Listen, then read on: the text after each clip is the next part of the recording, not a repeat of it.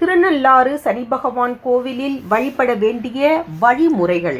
பொதுவாக சனியின் பாதிப்புக்கு உள்ளானவர்கள் அனைவரும் திருநள்ளாறு சென்று சனி பகவானை தரிசனம் செய்து வருவார்கள்.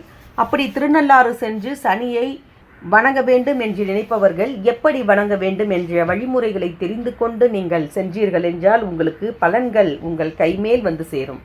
திருநள்ளாறு சனீஸ்வரர் கோவிலுக்கு வரும் பக்தர்கள் ஒரு நாள் தங்கி இருந்து சுவாமியை வழிபடுவது மிகவும் நல்லதாம். இது குறித்து விரிவாக அறிந்து கொள்ளலாம். முதலில் திருநள்ளாறு நலத்தீர்த்தம் சென்று அந்த தீர்த்த குளத்தை மானசீகமாக வணங்கி குளத்தின் நடுவில் இருக்கும் நலச்சக்கரவர்த்தி, தமயந்தி மற்றும் குழந்தைகளின் உருவ சிலைகளை வணங்கி வழிபடுதல் வேண்டும். பிறகு நல்லெண்ணெயை தலையில் தேய்த்து கொண்டு வடக்கு முகமாகவோ அல்லது கிழக்கு முகமாகவோ 9 முறை குளித்து தலைமுழுகாட்ட வேண்டும். அதன் பின்னர் பிரம்ம தீர்த்தம், சரஸ்வதி தீர்த்தம் ஆகிய திருக்குளங்களுக்கும் சென்று தண்ணீர் தெளித்து கொள்ள வேண்டும். கோவிலுக்குள் சென்று விநாயக பெருமானை வணங்கி, தர்பாரண்யேஸ்வரர், சனீஸ்வரரை வணங்கி, பிரணாம்பிகை அம்மனை வணங்கி, தற்பொழுது புதிதாக அமைக்கப்பட்டுள்ள வழித்தடத்தின்படி வழிபாடு செய்வது நன்மையை தரும். அவரவர் வசதிக்கும் சக்திக்கும் ஏற்றபடி சனி பகவானுக்கு அர்ச்சனை, அபிஷேகம், ஜபம், ஹோமம், தர்ப்பணம், ரக்ஷை தானம், பிரீத்தி, நவ நமஸ்காரம், நவ பிரதட்சணம் முதலியவற்றை செய்யலாம். காலை மாலை இருவேளைகளிலும் சனி பகவானை நவ பிரதட்சணம் செய்வதும் நல்ல பயன் தரும். திருநள்ளாறு சனீஸ்வரர் கோவிலுக்கு வரும் பக்தர்கள் ஒரு நாள் தங்கியிருந்து சுவாமியை வழிபடுவது நல்லது.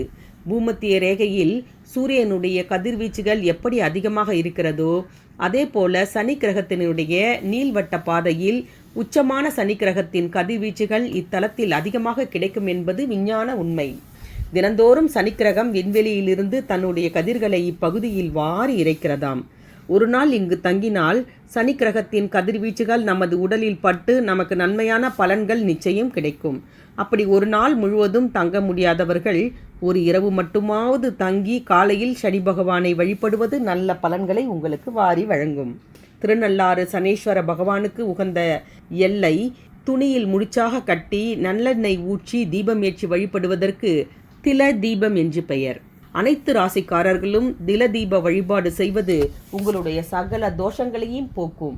இப்படி நீங்கள் முழுமையாக திருநள்ளாறு சனி பகவானை எப்படி வணங்க வேண்டும் என்பதை தெரிந்து கொண்டு வணங்குவது உங்களுக்கு பல பலன்களை வாரி வழங்கும். நன்றி, வணக்கம்.